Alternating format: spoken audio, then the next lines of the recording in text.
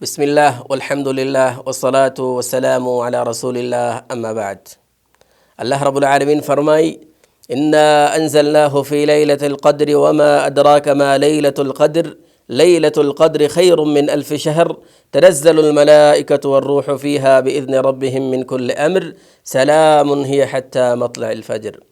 هغه ذات هغه رب چې ځمکې پیدا کړي، اسمانونه پیدا کړي، شپې او ورځې وختونه پیدا کړي دي. دا وختونه یو بل باندې فضیلت هم ګرځولی دی. د رمضان یوه شپه ده چې هغه د 1000 میاشتو نه هغه بهتره ده.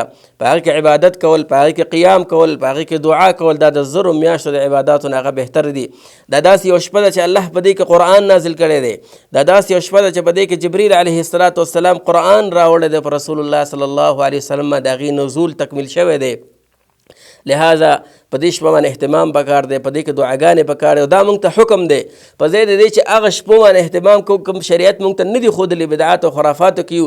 راځئ په دې باندې اهتمام وکړو، په دې کې دعاګانې وکړو، په دې کې قیام وکړو. رسول الله صلی الله علیه وسلم فرمایي من قام لیلة القدر ایمانا واحتسابا غفر له ما تقدم من ذنبه.